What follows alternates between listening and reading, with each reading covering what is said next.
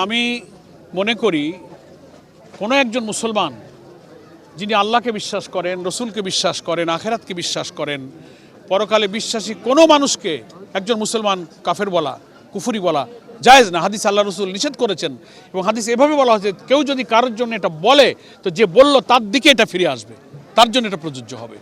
উনি এটা বড় অপরাধ করেছেন। এই জন্য আমরা দুঃখ করে বলেছি যে আমরা ধারণা করেছিলাম যে উনি বিদেশে লন্ডনে গেছেন, লেখাপড়া করেছেন, কিছুটা পলিটিক্যাল ম্যাচুরিটি হয়তো আছে, কিন্তু দেখি যে উনি তো এখন বড় মুফতি হয়ে গেছেন। বিলেত থেকে মুফতি ফতোয়া দিয়ে দিচ্ছেন যে কেডা মুশরিক আর কেডা কাফের। এটা তার কোনো অধিকার নেই। এটা উনি রাজনৈতিক নেতা হিসাবে কাজটা সৌজন্যতা, শিষ্টাচার বোধের সাথে এই কথাটা যায় না। এটার জন্য আমরা তীব্র প্রতিবাদ করি। এটা বলার অধিকার ওনার নাই। ইসলাম সম্পর্কে যারা পড়াশোনা করেছেন, যারা স্কলার, যারা পণ্ডিত, যারা ফকি, যারা মুফতি, তারা মুসলমানদের কোনো বিষয়ে ভুল ত্রুটির বিষয়ে তারা দৃষ্টি আকর্ষণ করতে পারে, দি হ্যাভ দ্য রাইট। কিন্তু তিনি তো এটা অধিকার রাখেন না। তিনি রাজনৈতিক বক্তব্য দিতে পারেন। সেজন্য আমরা এটার কথাটার খুব তীব্র নিন্দা করি। একজন মুসলমান আর একজন মুসলমান কাফের বলতে পারেন, এটা হাদিসে পরিষ্কার নিষেধ করা হয়েছে। সে যদি নামাজও না পড়ে, রোজাও না রাখে, তার আমলে যত ত্রুটি থাকুক, শুধু আল্লাহ রসুল পরকালকে বিশ্বাস করে তাকে কাফের বলা যায় না। তিনি তৌহিদকে বিশ্বাস করেন। তিনি একটা বড় অপরাধ করেছেন। কি পরিমাণ অপরাধ করেছেন তিনি নিজে যেন আত্মসমালোচনা করেন। আমি বলেছি যে ওনারা যা মনে রাখতে বলেন 71 মুক্তিযুদ্ধের ইস্যুগুলোর ব্যাপারে, আমি ওনার সম্মানিত শহীদ রাষ্ট্রপতি জিয়াউর রহমান, ওনার পিতা, ওনার প্রয়াত মা যিনি আমাদের জোটের নেত্রী ছিলেন, শ্রদ্ধার সাথে বলেছি যে ওনাদের রাজনৈতিক যে বিশ্লেষণ কার্যক্রমের মধ্যে ওনার প্রশ্নের জবাব আছে।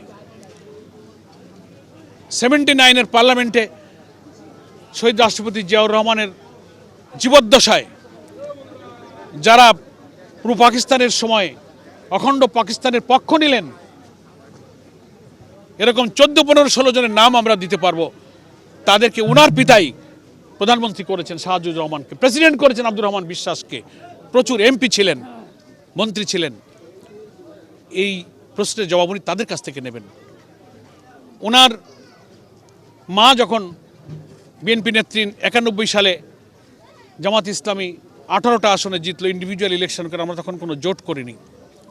সেই নির্বাচনে আওয়ামী লীগ এবং বিএনপির আসন সংখ্যা এমন হয়ে দাঁড়ালো যে জামাত ইসলামীর কাছে 18টা আসন ছিল, জামাতের সমর্থন ছাড়া কেউ আর সরকার গঠন করতে পারে না। দুই দলই, তখন আমাদের অধ্যাপক গোলাম আজম সাহেব ছিলেন আমাদের আমির, ওনার নাগরিকত্ব অন্যায়ভাবে বাতিল করা হয়েছিল। সেই ব্যক্তির মগবাজারের বাসায় জামাতের কাছে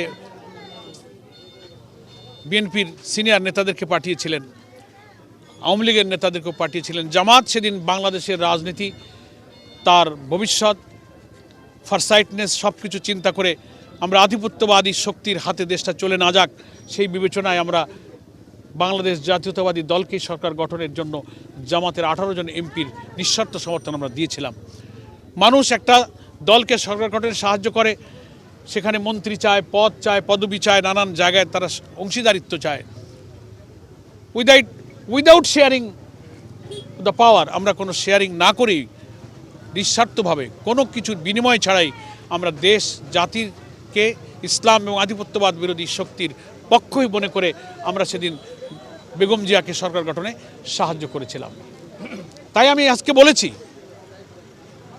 এই প্রশ্নের জবাব ওনার আম্মার কাছে উনি জিজ্ঞাসা করতে পারতেন যে কেন সেদিন জামাত ইসলামের কাছে গেলেন, যাদেরকে আপনি 71 ইস্যুতে অপরাধী মনে করেন।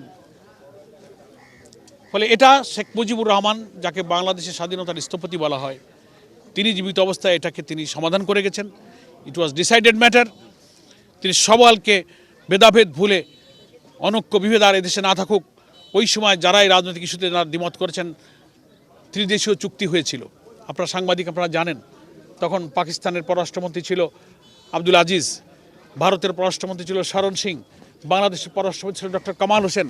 3 দেশের পররাষ্ট্রমন্ত্রীরা চুক্তিবদ্ধ করে তারপরে সিমলা চুক্তি হয়ে forgive and forget, Sheikh Mujibur Rahman general amnesty দিলেন, কোলাবোরেটর অ্যাক্টকে তুলে নিলেন, সব মামলা তুলে নিয়ে ব্যাপারটাকে তিনি কিন্তু মীমাংসা করে গেছেন।